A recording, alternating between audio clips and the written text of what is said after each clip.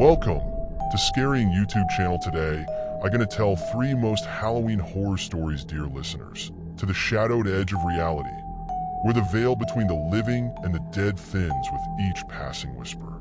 Tonight, we dive into a tale of terror, of a haunted house on a remote road, where echoes of the past linger and something dark lies waiting in the walls.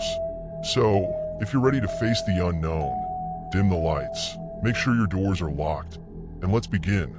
Before going, please subscribe to my channel. I get motivated to make more scaring and horror stories every day. Let's begin.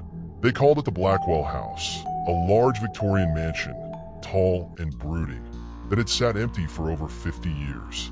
Locals would only whisper about it, passing by in hushed tones, glancing at it from a safe distance. But no one would go inside, not after the last family left, disappeared, actually without a trace. Then one October night, when the moon hung low and golden, a group of teenagers dared each other to explore Blackwell House. Their names were Ben, Lucas, Kate, and Sarah. They were thrill seekers, chasing the rush that came with Halloween's haunted whispers, but none of them believed in ghosts. They had laughed off the warnings, ignored the stories about strange noises in the night, and how the lights flickered by themselves. It was Lucas who opened the door, the hinges groaning like a warning as they stepped inside. Dust and decay filled the air. The place was frozen in time, just as the family had left it. On the mantel was a photograph, a family of 4, smiling against the dark backdrop of their own home. Their faces seemed too perfect, eyes staring a little too intently. Creepy, Kate muttered as she turned away, and they ventured further, flashlights sweeping across the peeling wallpaper and cobweb chandeliers.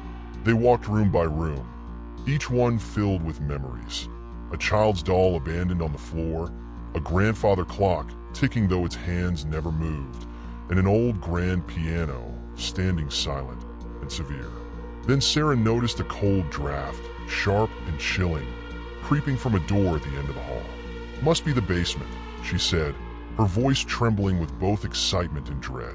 The others shrugged, pretending to be unaffected, though their steps slowed as they neared the door. Scene: the sound of the creaking basement door opening slowly. The door opened to reveal a staircase leading into pure darkness. Lucas chuckled nervously. "All right, who's first?" Ben went first, then Sarah, then Kate, with Lucas taking up the rear. The air grew colder with each step, and their flashlights barely seemed to cut through the murky shadows below. The basement was vast, a maze of old crates and tattered furniture. But there was something else, a faint light from behind a door at the far end of the room. "What is that?" Sarah whispered, her voice barely audible. They stepped closer, the light growing brighter. They reached the door, and Ben gripped the handle. It felt ice cold, colder than anything he'd ever touched. He twisted it, and the door creaked open to reveal a small room, empty except for a flickering candle in the center.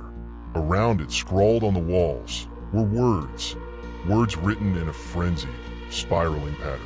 They read, "They're still here, still waiting." A chill ran down Kate's spine as she backed up. Let's get out of here." But as they turned to leave, the door slammed shut. Panic surged as they tried to open it, but it wouldn't budge. Then, the flickering candle went out, plunging them into darkness. They huddled together, their breaths quickening, the silence pressing down on them like a weight. And then they heard it, the softest whisper. "Help me!" The voice was faint, barely a breath, but it came from somewhere in the room. Lucas held his flashlight up, sweeping it across the walls. And then, just for a moment, they saw her, a figure, pale and emaciated, her eyes hollow and lifeless, her face twisted with terror. She reached out a hand as if to grab them, her mouth moving soundlessly. Ben screamed, but the sound choked off as the woman's face twisted into something hideous. She lunged at them, her fingers curled like claws, and then she vanished, leaving only the oppressive silence and the feeling of her icy grip. They pounded on the door, yelling, screaming for help. Just as suddenly as it had locked, the door opened, and they burst out, racing up the stairs and out of the house. They didn't stop until they were well down the road, lungs burning, chest heaving. They didn't dare speak about what they saw, what they felt in that house. But they could never shake the feeling that something followed them. The shadows at the edge of their vision, the cold spot that appeared randomly in their homes, and the whisper they sometimes heard just before they fell asleep. Years later, Lucas heard a rumor. They had finally torn down Blackwell House. But as the last wall came down, the workers found something chilling. In the basement, hidden behind the walls, was a small, windowless room. And in that room were the remains of a family of 4. Lucas never slept well after that, because he knew, somehow, those spirits had been waiting for someone to take their place. And so, dear listeners, the secrets of Blackwell House are buried forever. Or are they? Who knows if the family's spirits still linger, searching for the next unfortunate soul to hear their call, to take their place in the darkness. Thank you for joining me tonight for a journey into terror. If you enjoyed this tale, be sure to subscribe and join me next time for another story to keep you up at night. Until then, lock your doors, keep the lights on, and sleep well. Thank you. Story number 2. Welcome back to Scaring YouTube channel, where the terrifying meets the unknown. Halloween is here, and with it comes tales that send shivers down the spine, stories whispered across generations. Tonight, I'll share a haunting Halloween legend from a small American town, a place forever marked by something dark and sinister. This is the story of Sable Hill and the cursed Sycamore House. Prepare yourself. You may find yourself double-checking your own door locks after this. Let's begin. Before being, please subscribe to my channel. I get motivated to make more scaring and horror stories every day. Let's begin. Sable Hill, a quiet town nestled in the Appalachian foothills, isn't the sort of place you'd expect to hold dark secrets. It's quaint with cobbled streets, classic brick storefronts, and friendly neighbors who know each other by name. But beyond the charm, there's an unsettling tradition, the town's haunted Halloween curse. Every year, townsfolk remember the night the Harper family disappeared from Sycamore House. The mansion, hidden deep within a tangled forest, was once the pride of the hill. Now, it's a decaying relic of its past, shrouded in vines and shadows. No one ventures near it willingly, especially not on Halloween night. The house has an evil reputation, a legacy of terror linked to the Harper family's mysterious vanishing on Halloween of 1972. Local legend says that every Halloween, around midnight, the spirits of the Harper family awaken, trapped between this world and the next, waiting for unsuspecting visitors. It's said that if you see them, they'll follow you, haunt you, and maybe even take you with them, just as they did to Emma one fateful night. The tale of the Harper family. The Harpers had moved into Sycamore House in the late 1960s. The family seemed happy, a young couple with 2 children, Andrew and little Lila. But shortly after they moved in, neighbors began to notice strange things. People swore they heard voices whispering from the house late at night. Others claimed they saw flashes of lights, almost like old gas lamps flickering from room to room. One neighbor, Mrs. Eldridge, even claimed to have seen Mrs. Harper standing at her bedroom window, staring blankly into the forest, as if she were in a trance. Then, there was the incident with the town's children. Local kids, dared by their friends, started sneaking out to play near the mansion's gate. They'd run up, throw a pebble at the front door, and dash away laughing, though no one ever got close enough to go inside. Until one Halloween, little Billy Hodges went missing while on a dare. His friends claimed they saw him reach the porch and vanish as though the house had swallowed him whole. Billy was found hours later, trembling and crying by the edge of the forest, unable to speak for days. Billy's parents were told he had just wandered off, but Billy knew better. When he finally spoke, he whispered about a tall figure watching him from inside the house, a shadow darker than the night, with eyes that gleamed like embers. Billy's story frightened the town, but it was nothing compared to what was to come. On Halloween night, 1972, a fierce storm swept through Sable Hill. The Harpers were last seen huddling inside their mansion as lightning split the sky. Witnesses say they heard blood-curdling screams echoing from the house, followed by a sudden silence. When the townspeople checked the house the next morning, they found it empty. The Harpers had disappeared, leaving everything behind. Their belongings, clothes, even a half-eaten dinner on the table. No trace of them was ever found. The mansion became known as the Sycamore House, a place shunned by locals, left to rot and be reclaimed by nature. But the legend of the Harper family endured. Fast forward to the present. Halloween dare gone wrong. Our story picks up nearly 50 years later, with a group of high school seniors eager for a thrill. Jake, Sarah, Tom, and Emma had grown up hearing the legend of the Harpers, but they were skeptical, laughing off the stories as old wives' tales. Determined to make this Halloween unforgettable, Jake suggested they explore Sycamore House. After all, what better way to end high school than by braving the town's creepiest landmark? They gathered flashlights, wore warm jackets, and set out into the night. The walk through the forest was eerily quiet.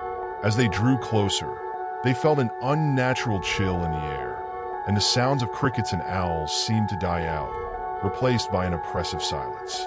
When they reached the house, it loomed over them, almost as if it were breathing. The first signs of horror. Inside, the house was suffused with the scent of decay. Each step stirred up dust and strange noises. The floor creaked, and the walls seemed to whisper.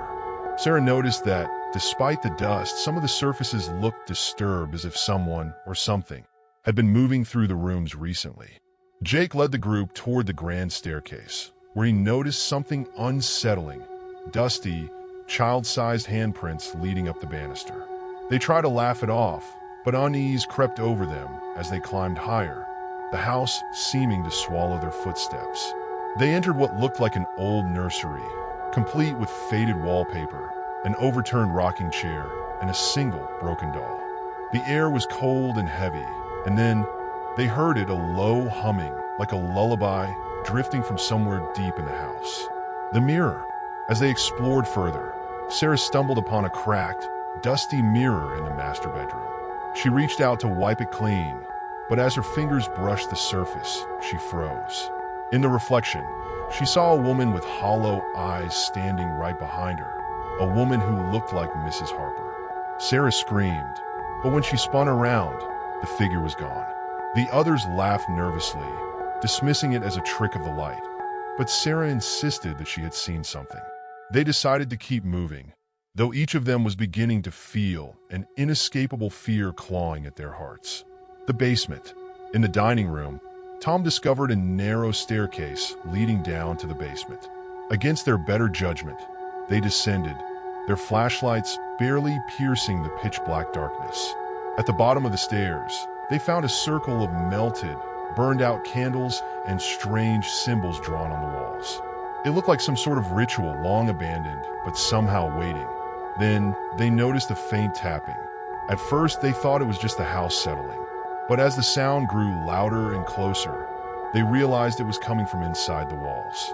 Jake moved his flashlight toward one of the symbols, and to their horror, it began to drip, as if bleeding. Then they saw them. Figures, twisted and distorted, emerged from the shadows. The first was a small boy, no older than 10, with an expression of pure terror frozen on his face. Behind him came a young girl, her eyes wide and dark, a silent scream etched across her features. And behind them loomed two adults, their faces gaunt, bodies elongated, their mouths twisted in ghastly grins. It was the Harper family. The escape. Realizing they were facing the ghosts of the Harpers, the teenagers tried to run. But every door they opened led them to a different room, like the house was shifting, trapping them within its walls. Emma tripped and fell, only to feel a cold, ghostly hand grip her ankle. She looked up to see Mrs. Harper, staring down at her, whispering, "Help us, please, it's still here watching." Jake and Tom managed to pull Emma free, and they dashed up the stairs, bursting through the front door just as the clock struck midnight. They didn't stop running until they reached the edge of the forest, gasping for air, the chill of Sycamore House still clinging to their skin. But the story doesn't end there. The aftermath, the haunting lingers. In the weeks that followed, each of them felt the haunting linger. Jake would see a shadowy figure outside his window at night. Sarah couldn't look into a mirror without feeling that someone was standing behind her, just out of view. Emma heard footsteps trailing her whenever she was alone, and Tom swore he saw the little Harper boy on the street corners, staring at him, unblinking. But it was Emma who couldn't resist the pull. On the following Halloween, she returned to Sycamore House alone. That night, she vanished without a trace, just like the Harper family before her. The townsfolk say her spirit now wanders the mansion, another soul claimed by the dark presence that lurks within Sycamore House. Some believe it's the spirit of an ancient entity, older and more malevolent than any ghost, forever seeking new victims. And every Halloween, it waits, its whisper drifting through the woods, daring the brave or the foolish to enter. Thank you for joining me for this haunting tale of Sable Hill and the cursed Sycamore House. Halloween brings out all manner of spirits, some friendly, others far more sinister. If you like this story, make sure to like, share, subscribe my channel, do comment what do you think.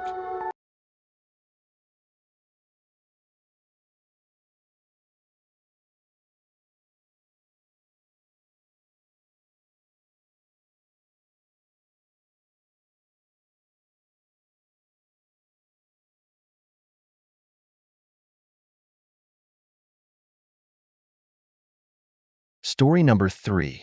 Welcome back, Scarying YouTube channel everyone. Tonight, we're diving into a terrifying, true story. The relentless haunting of the Braden family at Hollow Ridge. They moved in, hoping for a peaceful life, but instead, they were caught in a nightmare that nearly tore them apart. As you watch, make sure to like, comment, and subscribe to stay up to date on our weekly horror stories. Now, turn down the lights and settle in for the haunting of Hollow Ridge.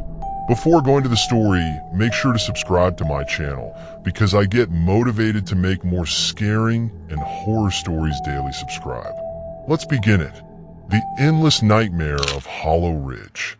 The Braden family, Tom, his wife Sarah, and their 2 children, Emily and Jake, had always dreamed of moving away from the noisy city. When they came across an old mansion in Hollow Ridge, they were enchanted. This grand Victorian house was well below market price, sitting in peaceful woods with sprawling gardens and towering trees that made it feel like a haven. The realtor seemed hesitant, warning them that the house had a history, but that only made it more appealing. They signed the contract without a second thought, certain they'd found their forever home. Yet from the moment they crossed the threshold, a palpable sense of unease wrapped around them. The air was thick, carrying an unnatural chill. Shadows seemed to linger in corners, and there was an inexplicable quietness, as though the house were waiting. Phase 1, the stirring. Their first night was punctuated by strange creaks and moans from above. Sarah lay in bed, feeling uneasy as if the house were alive. She woke Tom, who dismissed it as old house noises. But each night, the noises grew louder. The once quiet house now seemed to be in constant motion, especially after midnight. The sounds escalated from simple creaks to what sounded unmistakably like footsteps, pacing slowly but purposefully. Tom tried to dismiss the noises, but Sarah felt something was wrong. She could feel eyes on her, as if something was watching, waiting. One night, unable to take it any longer, Tom ventured to the attic with a flashlight. All he found were dusty boxes and antique furniture, left by previous owners, but nothing that explained the sounds. But then he felt it, a rush of cold air, though no window was open. It brushed past him, carrying the faintest whisper that sent a chill down his spine.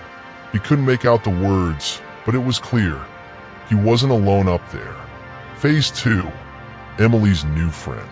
7-year-old Emily quickly developed a strange fascination with the house. She talked about her friend Oliver, who she said lived in the house. At first, Tom and Sarah dismissed it as an imaginary friend, something to help her adjust to the move. But her conversations with Oliver became more frequent and intense. Emily would sit alone in her room, whispering. When Sarah asked her about it, Emily casually said Oliver doesn't like you in here. He only wants me here. She even told her mother that Oliver wanted her to stay up late, so he wouldn't get lonely. As disturbing as it was, Sarah wrote it off as imagination. Then came the drawings.